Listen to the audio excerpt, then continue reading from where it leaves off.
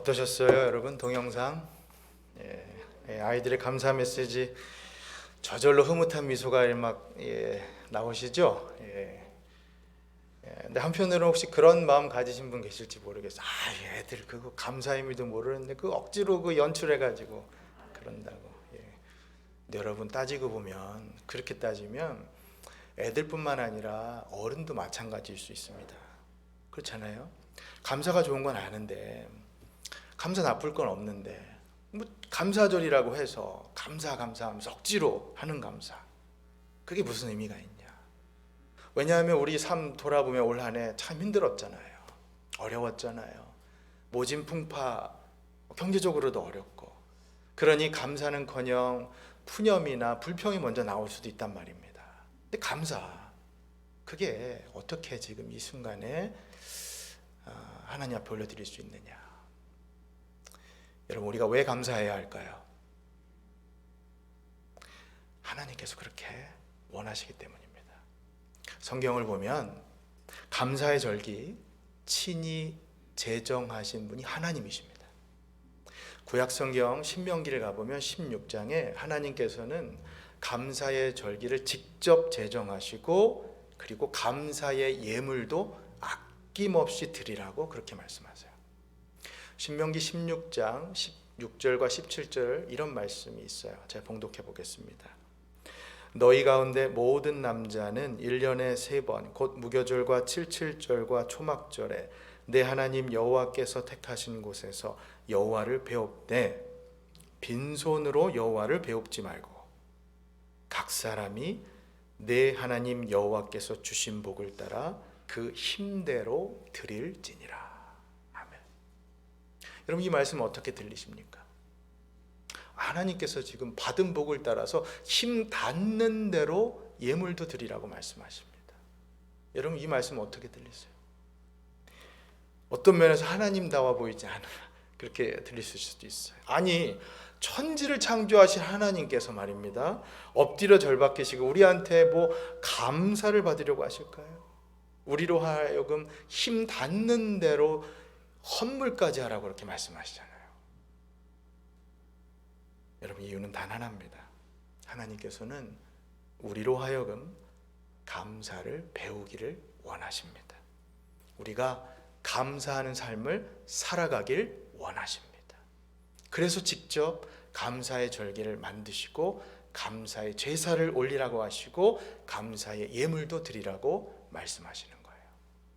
여러분, 아까 동영상 속 우리 어린아이들 생각해 보시면 쉽게 이해가 되실 거예요. 우리 부모님들 자녀들 양육할 때 누군가로부터 도움을 받거나 무엇을 받으면 우리 자녀들에게 꼭 잊지 말고 하라는 말 뭡니까? 감사합니다. 땡큐. 왜 그걸 가르치죠? 아이가 감사를 배우기를 원하기 때문이죠.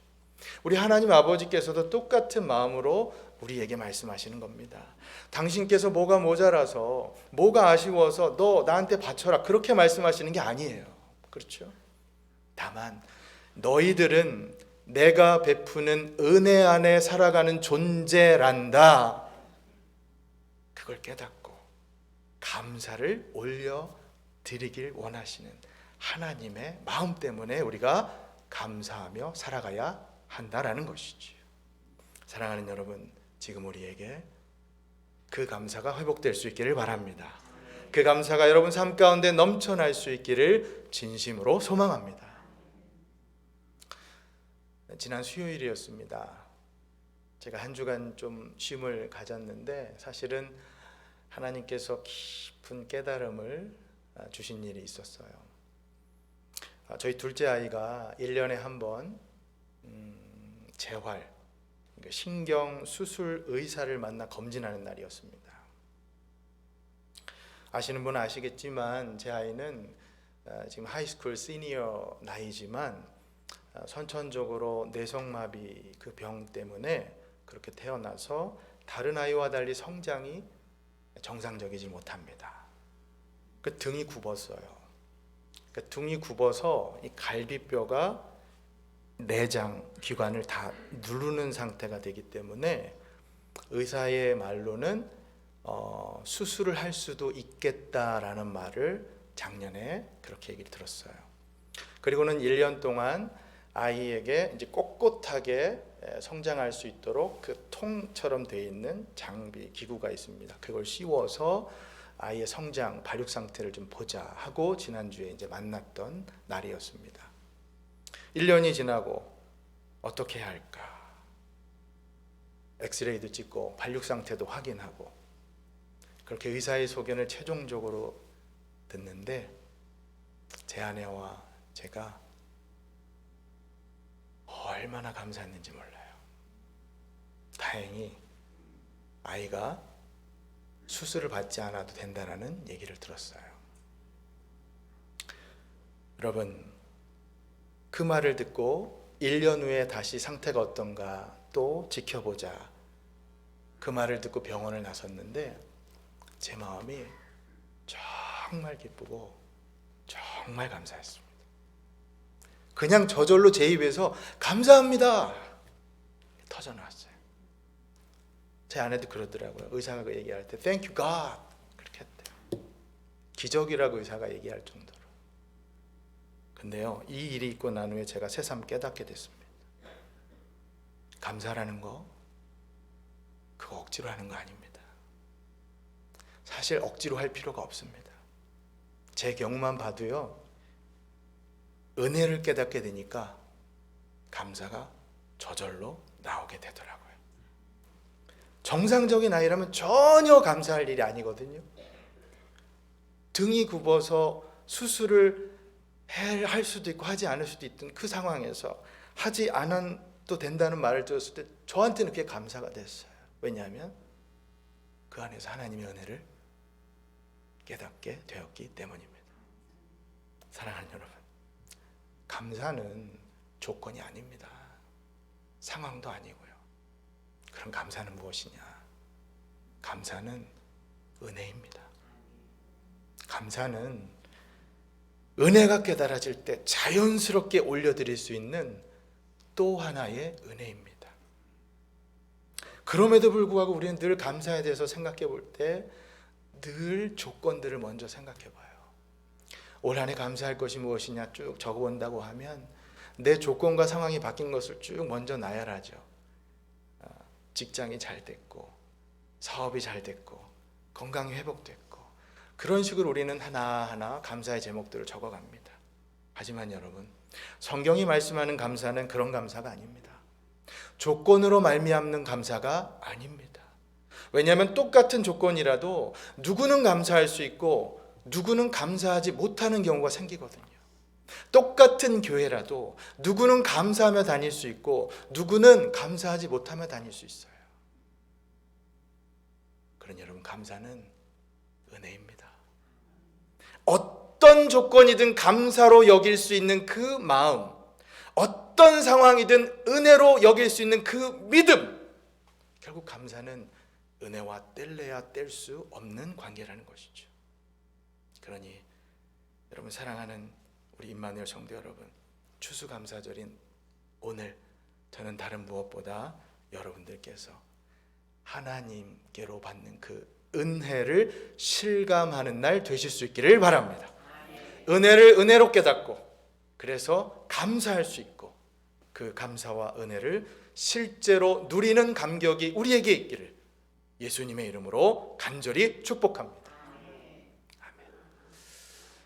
참 신기한 게요, 여러분, 성경에 쓰여진 원어를 보면 헬라어 감사와 은혜라고 하는 말이 같은 말에서 파생됐어요.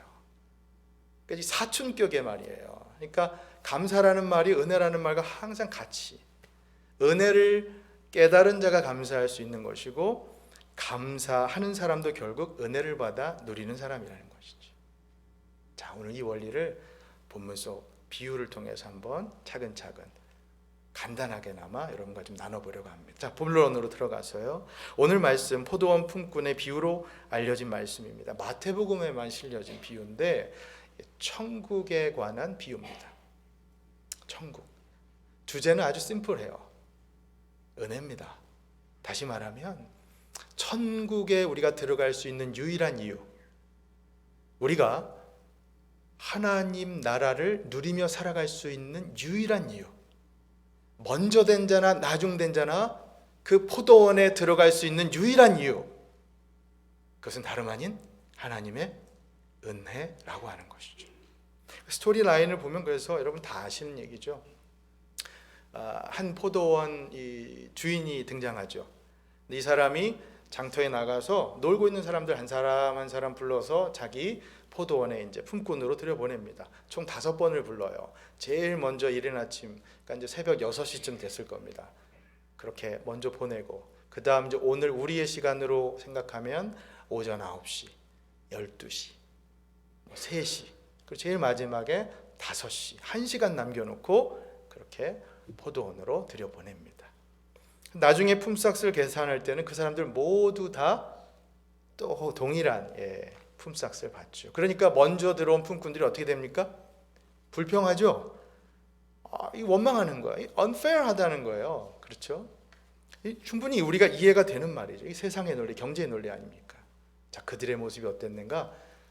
10절과 11절 말씀 한번 보세요. 10절.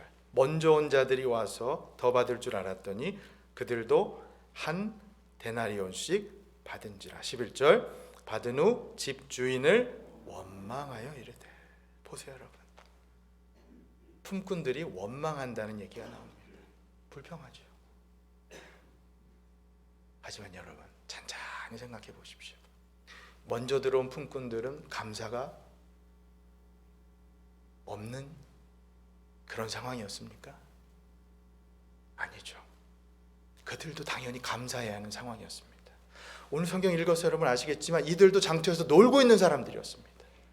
그러니까 일할 수 있게 해준 것만 해도 감사해야 하는 상황이었다는 거죠. 그런데 그건 싹 다 잊어버리고 남들과 비교해서 지금 내가 저 사람보다 일 많이 했는데 이 정도밖에 안 줘, 이게 말이 됩니까? 불평하잖아요.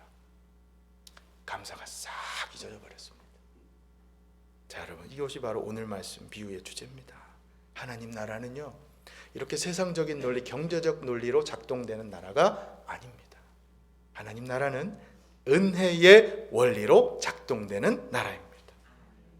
그럼 이게 왜 중요하냐? 이 은혜의 원리를 왜 강조하냐?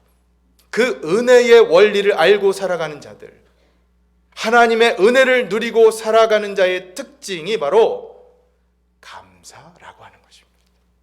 사랑하는 여러분, 지금 우리의 모습이 바로 감사가 충만한 모습이 되어야 할 줄로 믿습니다. 여러분, 올 한 해 돌아보면서 혹시라도 오늘 본문의 비유 속에 원망하고 불평하던 품꾼들의 모습 통해서 여러분 자신의 모습이 그 안에서 비춰지시는 분 계신지 모르겠어요. 저부터도요. 이 말씀 앞에서 제가 참 많이 후회가 되고 회개가 되더라고요. 불평했던 거, 감사는 거냐? 내 삶과 내 비즈니스, 내 학업, 내 직장, 내 교회, 내 공동체, 내 동료, 내 집사님, 내 권사님, 내 장로님, 내 목사님, 여러분 어떤 모습이셨습니까? 여러분, 여기서 우리는 중요한 성경적 교훈을 하나 발견합니다. 아까 이 불평하는 품꾼들, 그들이 불평하고 원망한 이유가 뭐였죠? 쟤들 보라고 비교하니까, 쟤네들 보니까 이건 불공평하다는 거 아닙니까? 다시 말하면 비교, 다른 사람을 보니까. 하지만 여러분, 이 주인과 품꾼 1대1의 관계, 하나님과 나와의 관계를 생각하면 불공평할 게 없습니다. 처음 한 데나리온씩 받기로 약속했고 나중에 한 데나리온을 받는 것, 약속 그대로 아닙니까? 그런 여러분, 사람을 볼 것이 아니라 하나님을 먼저 생각할 때 우리에게는 아무런 문제가 생기지를 않습니다. 사랑하는 여러분, 하나님과의 여러분 관계를 생각할 때 오히려 우리가 받은 은혜가 황공하죠. 은혜가 다시금 깨달아지고 감사가 넘쳐날 수밖에 없는 것입니다. 그런 여러분, 다른 사람 보지 말고 하나님과의 관계를 먼저 보실 수 있기를 바랍니다. 여러분, 원망이 아닌 감사로 살아갈 수 있는 그 비결, 하나님과의 관계에 먼저 애쓰며 살아가시기를 예수님의 이름으로 간절히 축원합니다. 사랑하는 여러분, 감사는 감사를 해야 한다라고 하는 어떤 이 강박관념, 의무감으로 하는 것이 아니라, 그렇죠? 은혜부터입니다. 은혜가 깨달아질 때 감사는 저절로 우리 입술에서 터져나올 수 있습니다. 우리의 입술로 찬양할 수 있습니다. 우리의 행동으로 그것이 표현될 수 있습니다. 저는 부디 여러분들 삶 속에서 먼저 그렇게 하나님의 은혜가 깨달아질 수 있기를 바랍니다. 그 감사가 회복되는 이번 추수감사절, 올 한 해 모든 시간 될 수 있기를 예수님의 이름으로 간절히 축원합니다. 끝으로 이제 말씀을 맺으면서요, 여러분들 모두가 그렇게 은혜가 풍성한 삶, 감사가 풍성한 삶 맺기를 바라면서 제가 권면 하나 해드릴게요. 어떤 권면이냐? 여러분, 감사하신다면, 지금 하나님 은혜 감사하신다면 그 감사를 표현하십시오. 말이 되든 찬양이 되든 행동이 되든, 여러분 하나님 은혜 감사하신다면 그걸 마음껏 표현하며 살아가십시오. 오늘 본문 속에 이 포도원 품꾼 주인을, 그 심정을 여러분 잠깐만 헤아려 보세요. 그가 받았어야 하는 건 감사였는데 품꾼들로부터 원망을 듣지 않았습니까? 여러분 그 심정이 어땠을까요? 만약 여러분들, 저 같아도요, 내가 누군가에게 감사를 받는 존재가 된다면 얼마나 뿌듯하고 기뻐요. 그런데 반대로 내가 누군가로부터 원망과 불평을 듣는 존재가 된다면 이 마음에 얼마나 상처가 됩니까? 그렇죠. 목회를 하다 보니까 이 극과 극의 체험을 제가 요즘 많이 하는 것 같아요. 여러분, 하나님의 마음을 생각해 보세요. 우리에게 불평과 원망을 듣는 하나님의 마음, 그게 아니라 우리에게 감사를 올려드리고 받으시는 하나님의 그 마음. 여러분, 우리가 그런 삶을 살아가야 되지 않겠어요? 사랑하는 여러분, 부디 우리에게 은혜를 베풀어 주신 주님께 우리가 마땅히 올려드려야 할 감사를 올려드리며 살아갈 수 있기를 다시 한번 진심으로 축복합니다. 성경은 여러분, 어떤 분 그러시더라고요. 감사의 경전이라고요. 생각해보면 정말 그래요. 다른 어떤 종교보다도 여러분, 기독교는 감사를 강조하고요, 다른 어떤 경전보다도 이 성경은 감사하라는 명령이 가득합니다. 감사하라. 그런 여러분 삶 속에서 감사를 마음껏 표현하십시오. 말로써, 찬양으로써. 당장 오늘 이 예배, 여러분 잊지 마십시오. 하나님께 올려드릴 최고의 예배는 감사의 예배입니다. 최고의 찬양은 감사의 찬양입니다. 최고의 기도는 감사의 기도입니다. 부디 우리 그렇게 하나님 앞에 감사의 제사로 영광 올려드리는 임마누엘의 모든 성도님들 되시기를, 우리의 가정과 교회 될 수 있기를 예수님의 이름으로 간절히 축복합니다. 아멘. 기도하겠습니다.